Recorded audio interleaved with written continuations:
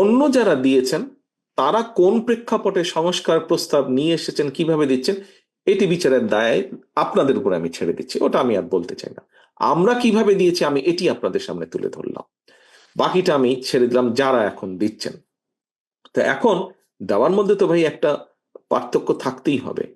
আমি চাপের মুখে দিয়েছি, যখন নিষ্পেষিত, আমার মহাসচিব তখন জেলে, আমার পার্টির চেয়ারপারসন তখন জেলে, আমার শত হাজারো নেতাকর্মী তখন জেলে, আমার লক্ষ লক্ষ নেতাকর্মী তখন মিথ্যা গায়েবী মামলায় আদালতের বারান্দায় ঘুরে বেড়াচ্ছে, জেলের গারদের পিছনে, দরজার পিছনে তারা অপেক্ষা করছে কখন তারা আবার বের হবে, আবার সংগ্রামে রাজপথে নেমে আসবে।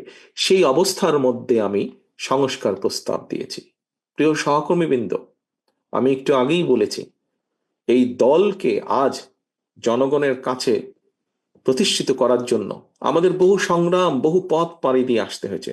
বহু নেতাকর্মী তার জান কোরবান করেছেন, বহু নেতাকর্মী পঙ্গুত্ব বরণ করেছেন। আজ সেই জায়গায় এসে আমরা দাঁড়িয়েছি।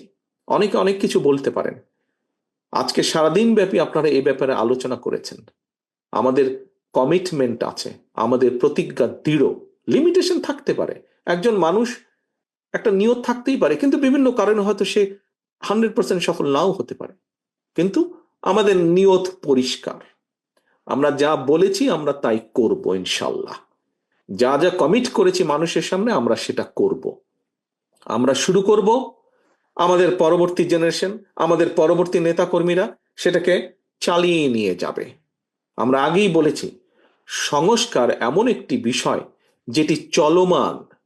একটি সময়ের মধ্যে যদি কিছু একটি করে থেমে যায় তাহলে সেটা সংস্কার হতে পারে না। সংস্কার একটি চলমান প্রক্রিয়া। আমরা শুরু করব, যারা নেতৃবৃন্দ আছেন এখন তারা শুরু করবেন ইনশাল্লাহ, জনগণের সমর্থন নিয়ে, জনগণের রায় নিয়ে।